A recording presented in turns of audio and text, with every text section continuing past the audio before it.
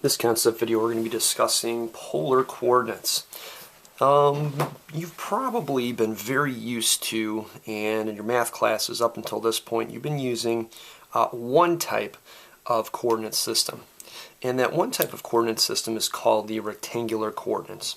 So the rectangular coordinates, we can take the location of a point, and by the way, we're going to draw the exact same location between these two charts, so go ahead and put a dot in exactly the same spot.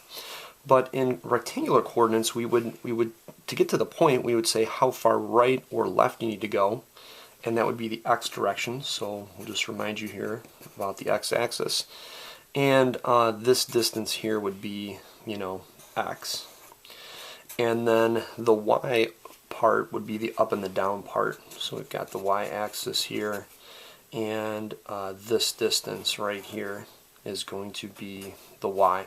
And then we would name that point with an ordered pair, and it would be x comma y. Well, there are actually a variety of ways that we could find that location, and one way that we can do that, or we can describe the location of the point, is with a polar coordinate. Now you'll note that for rectangular coordinates, this x comma y, that describes a unique location, and there's only one way to describe that location. For instance, if the x changed at all, you wouldn't be in the same spot, or if the y changed at all, you'd be somewhere else. So there's only one way to do it. Polar coordinates, instead of doing x, y, left, right, up and down, what we can do is we can describe the location of this point with a distance from the origin known as r, and then also, and we'll try to make this a different color here for you, with the angle from the positive x-axis. Well, actually this is not the positive x-axis anymore, because this isn't rectangular coordinates, or the rectangular coordinate system. So what we do is we call this the polar axis, but it's in the same location as the positive x-axis. So you'll recall that basically all you're doing here is drawing an angle in standard position, with the polar axis being one part, the initial side of that angle. So when we write this ordered pair here, what we do is we write this in terms of r and theta. So the r is going to come first, and then the theta is going to come next. And this actually can describe the location, the exact location of this point in red right here. So new coordinate system, we've got our old coordinate system, our rectangular coordinates, and the new coordinate system is instead of left, right, up, down, it's how far away from the center, or this is also called the pole, and then the angle between the polar axis and that point. We're going to move on now to the next part of your notes here, so we're going to transition right to this one, how to name a point in polar. I hope you can see this. I know it's probably going to be pretty tough for you to see maybe there at home. I'll try to move this up just a little bit. But basically what I've drawn here, and you might have to zoom in a touch, but I've drawn 3 points. So we'll make A red. So there's A, and then this will be the red dot, okay? And then we've got, maybe we'll do a blue dot, so that'll be B, so B will be right here.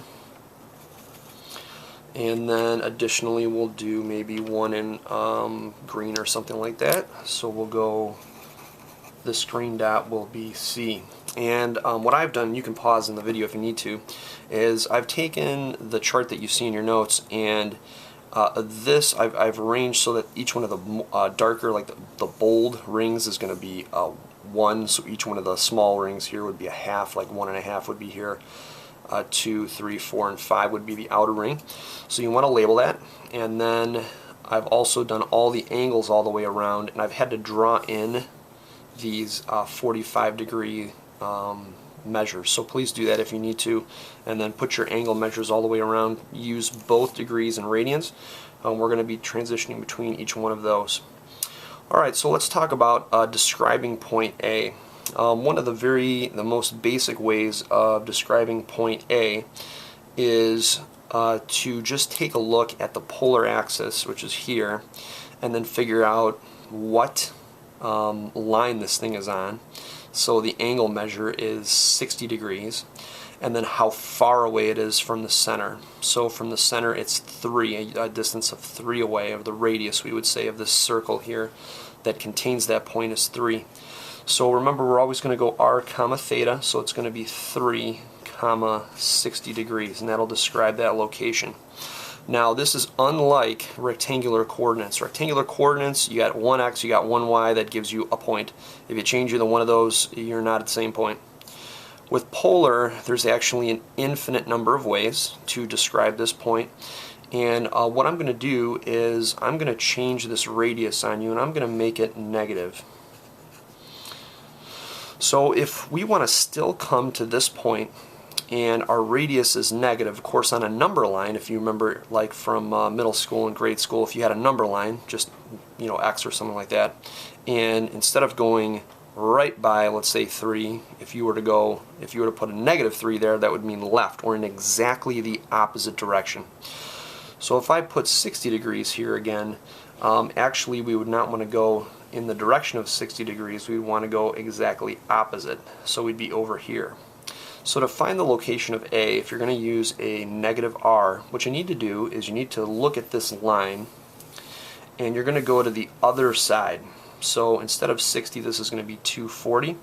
Another way of figuring this number out is to just add 180 or even subtract 180. That would work as well. Yeah, negative 120 would work. That'd be down here. So anyways, if you use a negative radius, it just means go in the opposite direction, and 240 would be all the way down here. Instead of going 3 units in the direction of 240, we just go 3 units in the opposite direction. So this actually still does describe point A. So there's a number of different ways that we can come up to this location in polar. One other thing I'll mention to you is using a positive radius, but using a negative angle.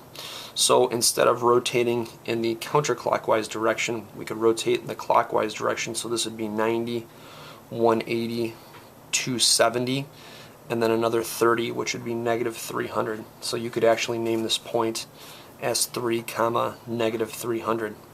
If we take these degree measures, we could also utilize their radian measure. So pi over 3 would be the same as 60. So if you're ever asked to use radians, you could do that as well. So tons of different ways that we can describe this location. That's a big difference between x and y, rectangular system, or the Cartesian coordinate system, and then polar here.